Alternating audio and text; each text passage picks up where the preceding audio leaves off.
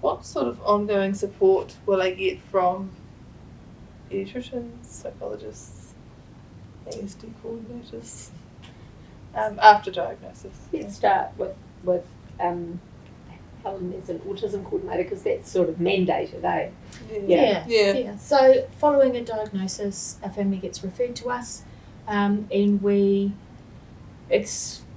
look after them for up to 2 years following diagnosis.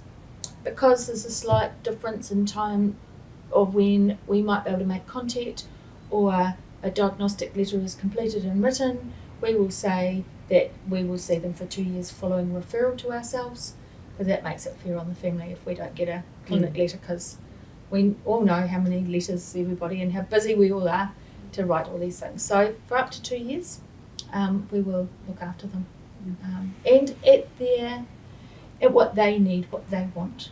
So we can either say to them, you can contact me when you're ready. If there's something, we'll meet them first. Or if they're not interested, then that's okay. But they can come back to us within that 2 year period of first referral and come back and say, oh, we're ready now. And that's okay.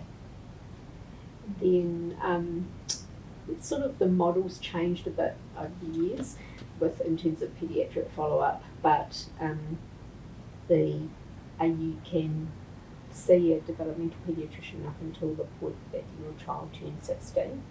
A child may not be under active follow-up for that period now, and so often you might see your paediatrician once after diagnosis, or you might have a phone follow-up after diagnosis, or they might say, I'll leave you in Helen's capable hands, but then people come back as milestones arise, because what's on top for you as a family is different when your child's 3 versus when they're 5 versus when they're 12.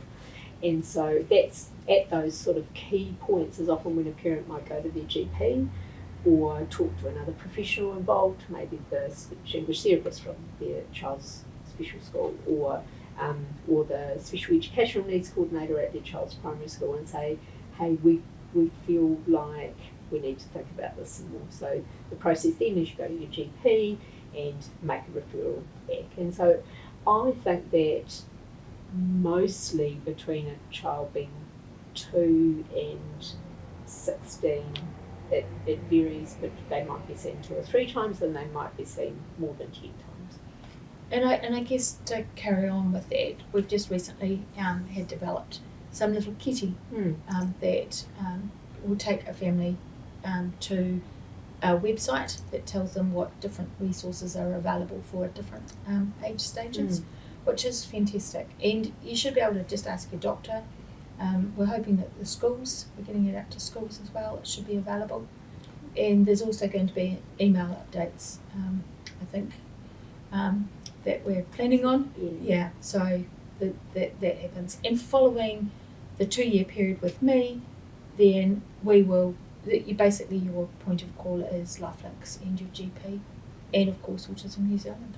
And sometimes when you contact your GP about that, and you could email them or you could make an appointment to go and see them, they'll send through a referral to us through the electronic referral system. And sometimes what we'll do is just say, hey, there's a really good service for that, and it's this, for instance. Right now I'd probably recommend Teen Life, just in terms of age and stage, but at other times we might think, oh, this needs a bit more of a discussion, so one of the child development coordinators might give you a call and just talk through what is in place and what might be some other options to think about. And other times it's really clear that it would be really good to see a paediatrician again and just think around that sort of intersection of sort of health needs, life stage, sort of some of those other conditions that, or things that might become an issue like anxiety or something. I just think about those things together. It may be that we say, actually, no, sounds like a psychiatrist would be, or a mental health service would be a good service. So that's how it then works. And in terms of other professionals, like if they're psychologists or speech therapists or occupational therapists, it's very much dependent on what the child's needs are at the time. So people might come in and out of their life, and I would always be encouraging the families to look at what's top for them, because sometimes people can end up with an overload of too many people on board. So don't be afraid to say to someone, actually, we don't need your support right now, we're just focusing on this area, and always look at what it is that's most important for you at that time and finding the right people to help with that.